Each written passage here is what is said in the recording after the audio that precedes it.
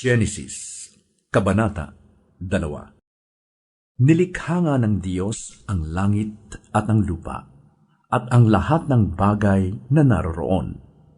Tinapos niyang likhain ang lahat ng ito sa loob ng 6 na araw, at siya'y nagpahinga sa 7 araw.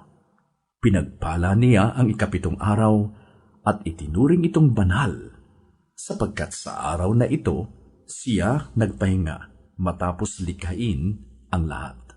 Ganito ang pagkalikha sa langit at sa lupa. Nang likhain ng Panginoong Yahweh ang lupa at lahat ng bagay sa langit, wala pang anumang halaman o pananim sa lupa, sapagkat hindi pa nagpapaulan noon ang Panginoong Yahweh at wala pa ring nagsasaka. Ngunit mayroon ng bukal ng tubig na dumidilig sa kapatagan sa lupa. Pagkatapos, ginawa ng Panginoong Yahweh ang tao mula sa alabok. Hiningahan niya sa ilong at nagkaroon ito ng buhay. Gumawa ang Panginoong Yahweh ng isang halamanan sa Eden, sa dakong silangan, at doon dinala ang taong kanyang nilalang. Pinatubo niya roon ang lahat ng uri ng punong kahoy na magagandang pagmasdan at masasarap ang bunga. Sa gitna ng halamanan ay naroon ang punong kahoy na nagbibigay buhay, at gayon din ang punong kahoy na nagbibigay kaalaman tungkol sa mabuti at masama. Umaagos noon mula sa Eden ang isang ilog na dumidilig sa halamanan. Paglabas doon, ito'y nahahati sa 4 na sanga. Ang una na kung tawagi Ilog Pishon ay umaagos sa lupain ng Havilah. Lantay ang ginto roon at marami ring bedelyo at batong onise. Ang ikalawang sanga ng ilog na tinawag namang Gihon ay umaagos sa lupain ng Ethiopia. Ilog Tigres naman ang tawag sa 2 sanga at umaagos naman ito sa silangan ng Assyria. Ang 4 na sanga ng ilog ay ang Euphrates. Inilagay ng Panginoong Yahweh ang tao sa halamanan ng Eden upang ito'y pagyamanin at pangalagaan.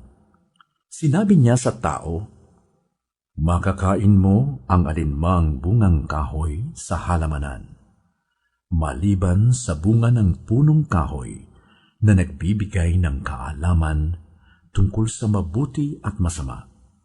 Huwag na huwag mong kakainin ang bungang iyon, sapagkat sa araw na kainin mo iyon ay mamamatay ka."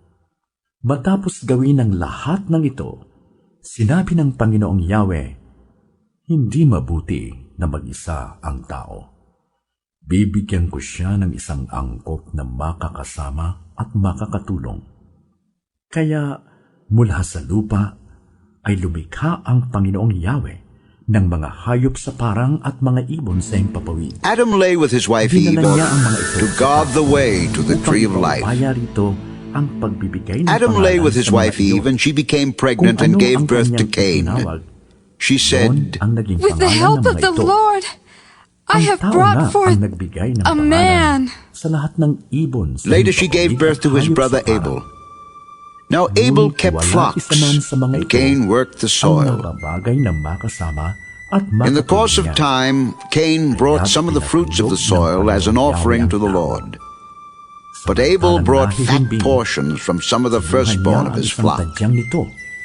The Lord looked with favor on Abel and his offering, but on Cain and his offering he did not look with favor. So Cain was very angry, and his face was downcast. Then the Lord said to Cain, "Why are you angry? Why is your face downcast? If you do what is right, will you not be accepted? But if you do not do what is right, sin is crouching at your door. It desires to have you, but you must master it." Nagsasama sila ng kanyang Now asawa. Cain said to at his brother sila'y Abel, nagiging isa. Let's go out to Kapwa the hubad field. noon ang lalaki at ang while babae. they were in the Ngunit field, hindi sila Cain nahiya. attacked his brother Abel and killed him. Then the Lord said to Cain,